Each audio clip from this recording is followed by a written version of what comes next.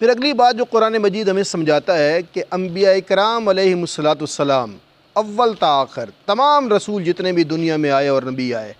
وہ کوئی محدود پیغام لے کر نہیں آئے۔ انبیاء کوئی مذہبی لیڈر نہیں ہوتے تھے، وہ دینی قائد ہوتے تھے، سوسائٹی کے لیڈر ہوتے تھے، اور وہ سسٹم کو تبدیل کرنے کے لیے، چینج کرنے کے لیے آتے تھے۔ اور انبیاء کرام علیہم السلام کو اللہ نے معاشرے میں نظام کی تبدیلی کے لیے مبعوث فرمایا۔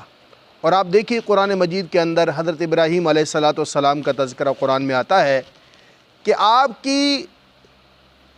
پیدائش جو ہے وہ ایک بت گر، بت پرست اور بت فروش گھرانے کے اندر ہوتی ہے۔ اسی گھر کے اندر پیدا ہونے والا ابراہیم اللہ کی توحید کا علمبردار بنتا ہے، اور پھر وہ معاشرے کے اندر وہ جو طاغوت تھا، اس دور کا طاغوت جو نمرود تھا، جس کی تعریف ہم پہلے کر چکے ہیں، کہ جو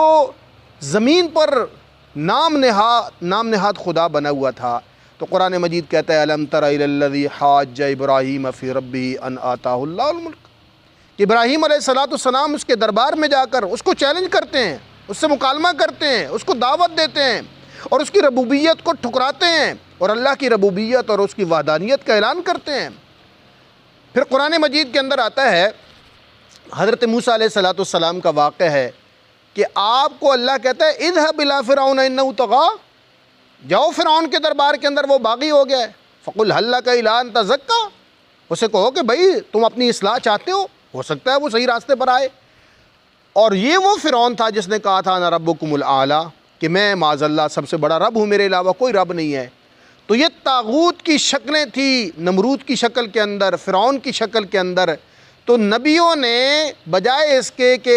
کسی عبادت خانے کے اندر بیٹھ کے تسبیح پڑھتے، ذکر اذکار کرتے یا مذہبی تعلیمات لوگوں کو دیتے، وہ میدان عمل کے اندر نکلے، اور اللہ نے سوسائٹی کے سب سے بڑے لیڈر کے مقابلے میں پیغمبر کو اتار دیا،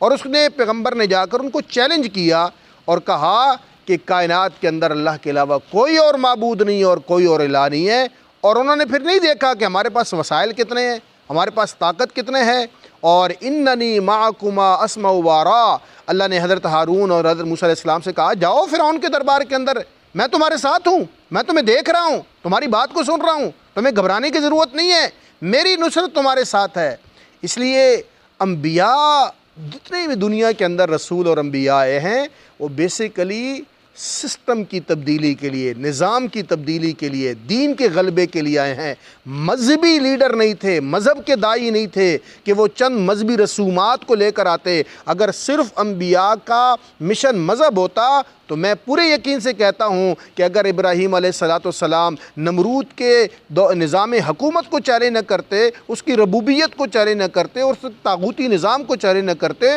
تو وہ اپنے دربار کے اندر ان کو بڑا عہدہ دے دیتا یا ان کے لیے ایک خوبصورت عبادت خانہ بنا دیتا۔ اسی طرح اگر موسیٰ علیہ السلام فرعون کے نظام کو چیلنج نہ کرتے، اس کی ربوبیت کو چیلنج نہ کرتے، اس کی طاقت کو چیلنج نہ کرتے اور خدا کی ربوبیت اور خدا کی الوہیت کا نعرہ بلند نہ کرتے، تو فرعون ان کو